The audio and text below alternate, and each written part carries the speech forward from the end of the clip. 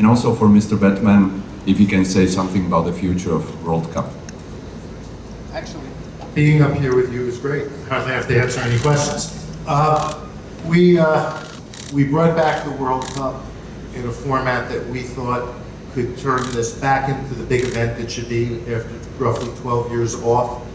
It is fulfilling our hopes and expectations. And with the Players Association, who we do this together, we're going to plan future events, future World Cups on a regular basis, other international events, and I think you'll see a greater international presence, clinics, exhibition games, regular season games throughout the world, outside of North America, but never straying too far from our roots here in Canada and the United States. So we're pleased with how everything's gone, and we see more and more and more on the horizon. I think that the coaching staff has done a great job with Team Europe. I think that's been a big positive for them. I think that as a team, they've played hard together. I'm a little biased because I know Anzi pretty well, and I see him a lot in LA. I happen to think he's one of the top elite players in the game today, and maybe sometimes he gets overlooked a little bit, but I think he's showing now that he's one of the best two-way players in hockey. He's a big, strong man who plays hard each and every night. And I think with him and Chara playing at the level they're playing at, everybody else is kind of tagging along, and they're playing very well. They've had a nice tournament.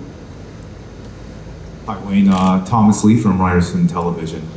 This being the 100th anniversary, as a fan or as a player being involved, what was your favorite Angel moment? And if you would like to chime in as well, Commissioner Bettman, your favorite Angel moment as well.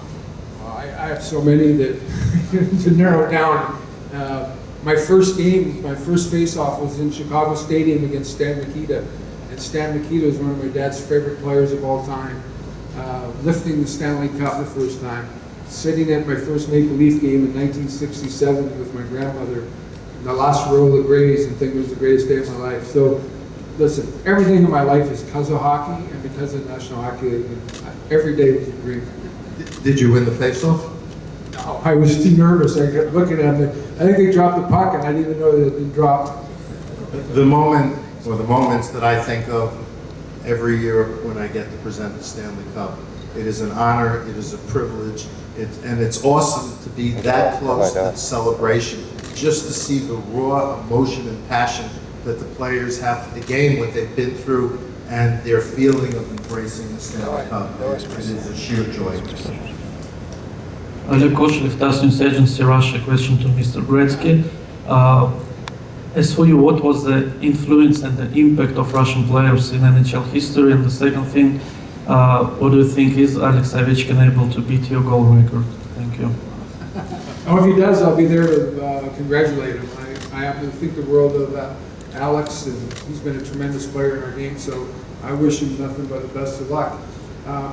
All the way back to '72, Tretiak was probably the most influential Russian ever who impacted our sport and our game over here, because we didn't know the Russian players until 1972, so he had a huge impact.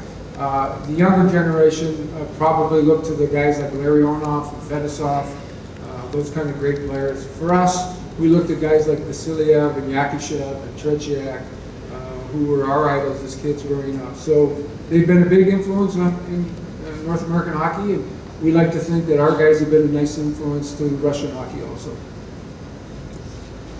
Wayne, Dave Stubbs from the National Hockey League, NHL.com. If you had the keys to the Hall of Fame, and you could go in and just spend, say, 15 minutes at one exhibit, what would it be? And secondly, I want to ask you if you could relate the story about taking a whack across the thumb from Gordie Howe very early in your career.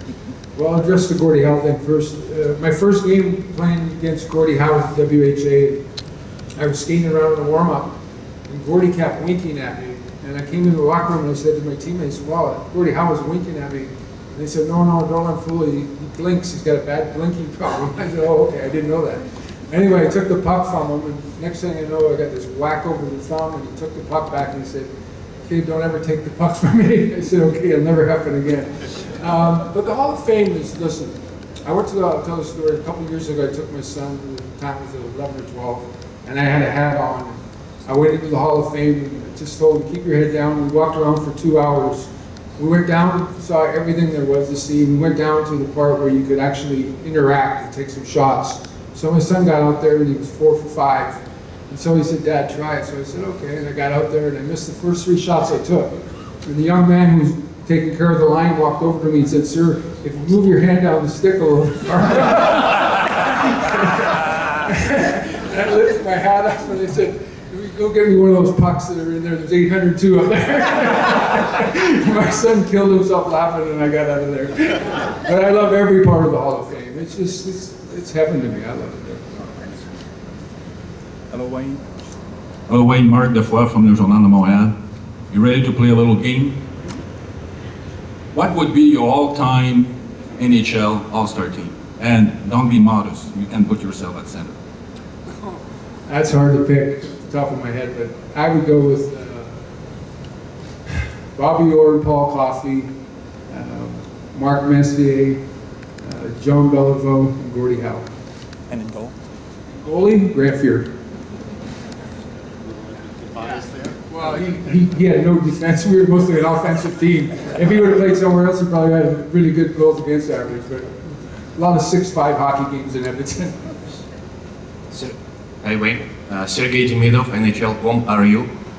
There were a lot of talks over the last decade who is the best hockey player in the world, Sidney Crosby or Alex Ovechkin. You said Sidney Crosby is the best one. How do you think why it happened and why Sidney Crosby is better than Alex? Well, first of all, I love both of them. Alex is a wonderful player, and he's been great for the National Hockey League and for the Washington Capitals.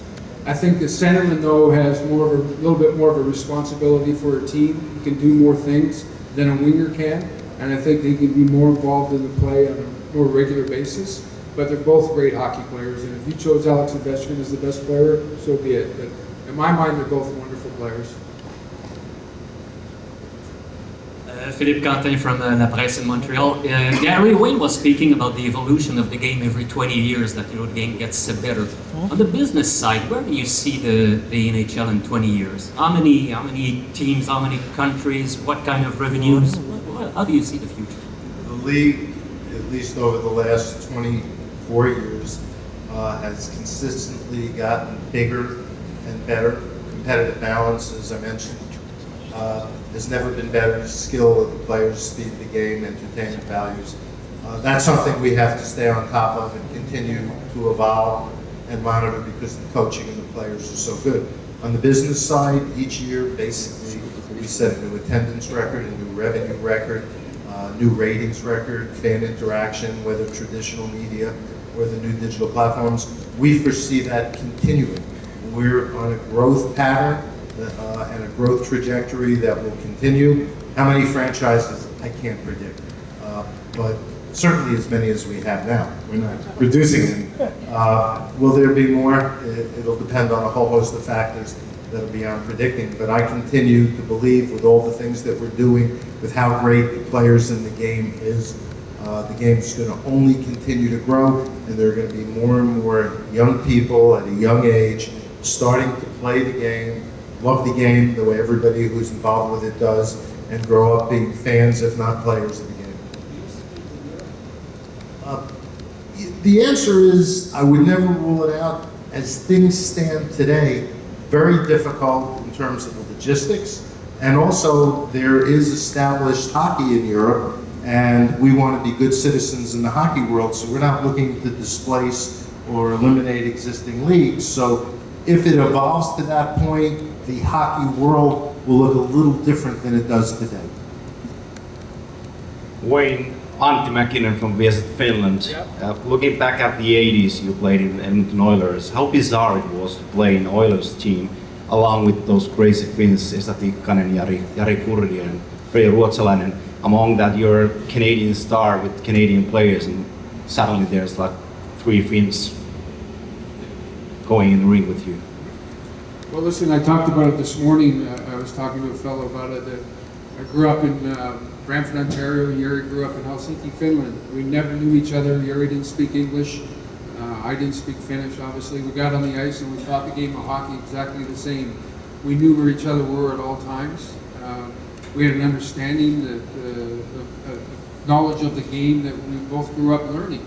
So it was really unique that when we played together, we were so compatible because of the fact that we hadn't known each other until we were 18 and 19. So I always tell people this, a huge part of my success as a player was because of Yuri Curry. He was very dependable, he was an unselfish player, and most importantly, he was a really good friend of mine, and he was a wonderful man. And hockey is the universal language. There you go. Hey Wayne, Steve Nellis from Euro Hockey. If you had a chance to play for any Canadian national team at any tournaments, like the past team, which one would it be? Well, I'm going to go with like everyone else. I would like to play on that 1972 team that played in the 8-game series. Guys like Bobby Clark and Phil Esposito. I tell people all the time, if you ever want to see a player play so well in a series, Phil Esposito single-handedly carried that team for the last 4 games in Moscow. I thought he was just so tremendous. So if I could pick one team to be part of, I wish I could have played on that one. Over here, I'm Chris Jones from ESPN. If I can ask a question of both of you. We seem to be living in an era where Canada as an international team is fairly dominant. This team is maybe a perfect hockey team. At the same time, Canadian teams in the NHL have been struggling and not playing so not competitive in terms of the Stanley Cup or even getting into the playoffs.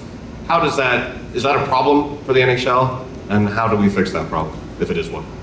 People tend to look at very narrow horizons. Yes, last season, no Canadian teams made the playoffs.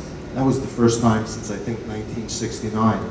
The season before, 5 Canadian teams made the playoffs. I think it's purely coincidence. We have a system that enables all of our teams, north and south of the 49th parallel, to be competitive and afford to be competitive. It's just one of those things that happen, but our franchises, all of our franchises, particularly including those in Canada, have never been stronger. I have a friend for years who was a golfer on the professional tour, and I asked him, I said, are you playing in the Masters this year? And he said, no. And I said, how do you get into the Masters? And he said, play better. So, kind of answers your question. I think it goes in cycles. I think Toronto's going to be much better. Edmonton's getting better. Calgary's a good young team. Canada teams are going to be fine. Great. Thank you all for being here. Thank you.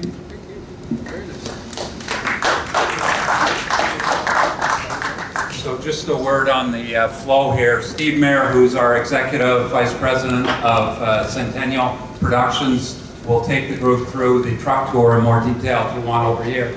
Deputy Commissioner Bill Daly is here and will be available up here at the pod, and Commissioner